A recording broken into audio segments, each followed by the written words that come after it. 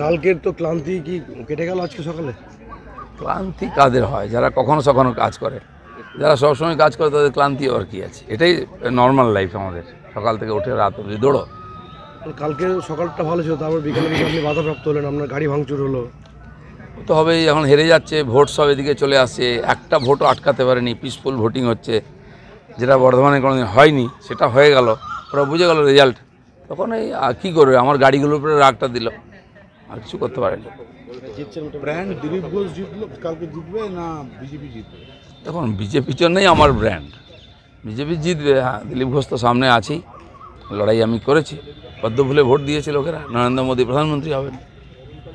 Central force, রাজ্য police এবং নির্বাচন কমিশন, এই তিনজনকে যদি প্যারালালে বসানো যায় তাহলে ভূমিকা কেমন? সেন্ট্রাল ফোর্স তো বুথের মধ্যে ছিল এবং খুব কড়া ছিল বলে কোনো রিগিং হয়নি, ছাপ্পা হয়নি, ভোট কোথাও আটকাতে পারেনি।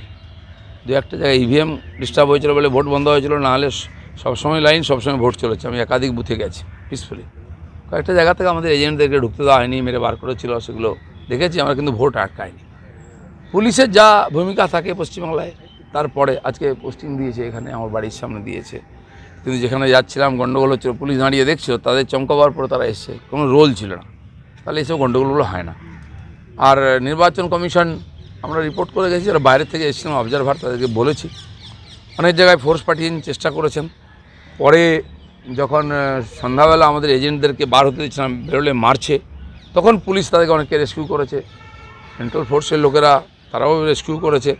তো শেষ পর্যন্ত ওর রাগটা ছিল, আমার বাড়ির সামনে গিয়ে ওরা শাউটিং করেছে, এইভাবে নিজের মোটামুটি যারা হতাশাটাকে ওরা ব্যক্ত করেছে। আপনার বাড়ির সামনে পুলিশ পিকেট, কি বলবেন?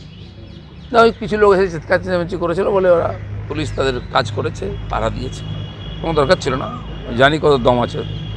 যে হতাশার কথা বললেন, কালকে সারাদিন ঘোরার পর আপনার জেলা অফিসে গিয়ে আপনিও কিছুটা হতাশা বলুন বা ক্ষোভ বলুন, আপনার সভাপতির উদ্দেশ্যে বলেছেন যে কোথাও তো কোনো কর্মকর্তা ছিল না, সবটাই কি আমি করব? আমার খালি প্রেসিডেন্ট নয়, সবার জন্য, এই টাউনে বিশেষ করে কর্মীরা ফোন করছে, এই হয়েছে তাই হয়েছে, আর মাঠে কাউকে দেখতে পাইনি, কোথায় ছিলে তোমরা? আমি গিয়ে বুথে দেখছি কিছুই না, সব ঠিক চলছে, আর তোমার বাড়ি থেকে মেসেজ করছো। কিছু লোক আছে ফাঁকিবাজ, এরকম স্পটে না থেকে এই ধরনের বিভ্রান্ত করার চেষ্টা করেছে, কিন্তু গ্রামের সব কার্যকর্তারা একদম মাটি কামড়ে পড়েছিল। শহরের বাইরে গেলে ঝান্ডা পোস্টার বিজেপি ছিল শুধু, আর কিছু নয়। ভোটের পর কি জেলা সভাপতি বদল হচ্ছে? কী বদল হবে এটা আমার দেখার কাজ নয়, এটা সংগঠন দেখে। আপনারা এই 1.5 মাস ধরে আপনি এখানে মাটিতে পড়ে আছেন, তবুও সব জায়গায় এজেন্ট দিতে পারলো না, শহরের বা শহরের বাইরেতে। টিএমসি বা সিপিএম বা কোনো পার্টির কি সব জায়গায় এজেন্ট ছিল? 100% ছিল। কোথায় ছিল? আপনি গিয়ে দেখুন, টিএমসিরা মারামারি করে নিজেরা এজেন্ট দিতে পারেনি, আমরা দিতে পারিনি, আমরা জানতাম, কিন্তু ম্যাক্সিমাম দিয়েছি, একদম সম্পূর্ণ বুথ মুসলমান, সেখানে কেউ বসতে রাজি হয়নি, কারণ তারপরে তাকেও মারবে। বাকি সব জায়গায় ছিল, কিন্তু ভোট সব জায়গায় হয়েছে। কালকে কি তৃণমূলে কোনো ট্যাকটিস ছিল যে আপনাকে 2-3টে বিধানসভায় আটকে রাখা, তার জন্য আপনি? ওরা কি আটকাবে, উপর দিয়ে হেঁটে গেলাম তো, আমি ঘোরার দরকারই ছিল না আমার। এরা ভুল করে নিয়ে গেছে, ওখানে না গেলেই আমার ভোট বেশি হতো।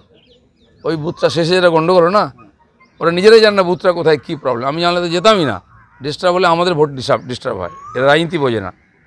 ভোট ঠিক আছে, যেটা আমি চাইছিলাম সেটা ওদেরকে আমি ডিস্টার্ব করেছি, ভোট পাবলিক দিয়ে দিয়েছে। দুর্গাপুর নিয়ে কী বলবেন? পিসফুল সব জায়গায়, লিড পুরো আছে।